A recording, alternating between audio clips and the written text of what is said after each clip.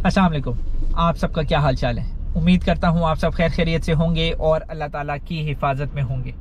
24 October 2022 and the day is Monday. Time के लिहाज से अगर बात कर ली जाए तो शाम के 5:15 हो चुके हैं। जैसा कि आप सबको मालूम है कि मैंने कल की डेट से कंपैरिजन सीरीज को स्टार्ट किया है और उसको अपने यूट्यूब चैनल की प्लेलिस्ट में ऐड किया है। कल एपिसोड नंबर 1 थी और जिन दो गाड़ियों का हमने आपस में कंपैरिजन किया था that was Honda HRV 2022 VTI S जो कि होंडा की top of the line variant है वर्सेस पूजो 2008 अलोर जो कि पूजो की top of the line variant गाड़ी है। दोनों गाड़ियों को हमने आपस में कंपेयर किया, उनके पॉइंट्स आपस में डिस्कस किए, सारी इन्फॉर्मेशन मैंने आप लोगों के सामने रखी और फाइनल डिसीजन जो है ऑफ कोर्स आप लोगों के एंड पे छोड़ा कि फॉर एग्जांपल ये दो गाड़ियां आपके सामने खड़ी हों तो आप किस गाड़ी को पिक करेंगे और किस गाड़ी को टाटा बाय बाय कर देंगे।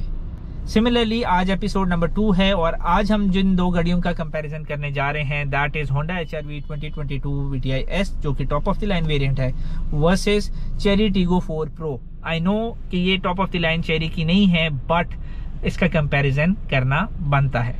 प्राइस टैग के लिहाज से अगर हम बात कर लेते हैं तो HRV आज की डेट में आपको 62 लाख रुपीस में मिल जाएगी, वेयर एज टीगो 4 प्रो जो है आपको 55 लाख रुपीस में मिलेगी, जिसका दूसरा मतलब ये है कि 7 लाख रुपए का तो डिफरेंस यहीं पर आ गया। इंजन के लिहाज से अगर हम बात कर लेते हैं तो HRV 1500cc non turbo engine के साथ आती है, where as cherry Tiggo 4 pro जो है वो 1500cc टर्बो इंजन के साथ आता है। ट्रांसमिशन के लिहाज से अगर हम बात कर लेते हैं तो दोनों ही गाड़ियां CVT ट्रांसमिशंस के साथ आती हैं। हॉर्स पावर के लिहाज से अगर हम बात कर लेते हैं तो HRV 119 हॉर्स पावर प्रोड्यूस करती है, वेयर एज टीगो 4 प्रो जो है 145 हॉर्स पावर प्रोड्यूस करता है। टॉर्क के लिहाज से अगर हम बात कर लेते हैं तो HRV जो है वो 145 न्यूटन मीटर का टॉर्क प्रोड्यूस करता है, where as cherry Tiggo 4 pro जो है 210 न्यूटन मीटर प्रोड्यूस करता है। टायर्स के लिहाज से अगर हम बात कर लेते हैं तो दोनों गाड़ियों में सेम साइज के टायर्स आते हैं that is 215/60 R17 alloy RIMS. Sunroof के लिहाज से अगर हम बात कर लेते हैं तो HRV में आपको सनरूफ नहीं मिलता, where as cherry Tiggo 4 pro में आपको सनरूफ मिल जाता है।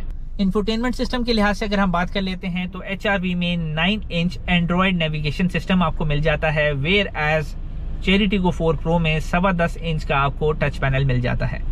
एयरबैग्स के लिहाज से अगर हम बात कर लें तो HRV में आपको 4 एयरबैग्स मिल जाते हैं, where as cherry Tiggo 4 pro में आपको खाली 2 एयरबैग्स मिलते हैं। ब्लाइंड स्पॉट और TPMS की अगर हम बात कर लें तो HRV में आपको ये दोनों नहीं मिलते, वेयर एज आपको टीगो 4 प्रो में ये दोनों चीजें आपको मिल जाती हैं।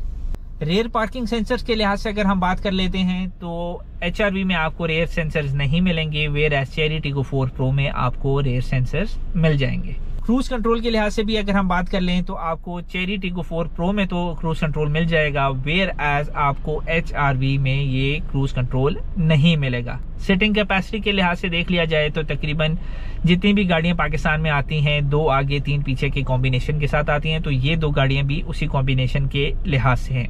तो ये था एक comparison Honda HRV 2022 VTI S versus Cherry Tiggo 4 pro का। कुछ इन्फॉर्मेशन थी, कुछ पॉइंट्स थे जो कि मैंने आपस में कंपेयर किया और आप लोगों के सामने रखे।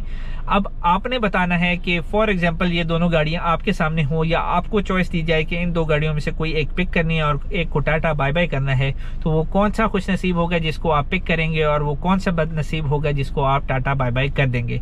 इसका इजहार आपने कमेंट सेक्शन आप सबके लिए ओपन है, आप वहाँ पे कर सकते हैं। तो ये था आज का व्लॉग, उम्मीद करता हूँ आपको पसंद आया होगा। पसंद आने की सूरत में वीडियो को लाइक कर दें, शेयर कर दें, चैनल को सब्सक्राइब करना ना भूलें ताकि रोजाना की अपडेट्स आपको मिलती रहें। राह चलते हुए साइनिंग आउट, अल्लाह हाफिज।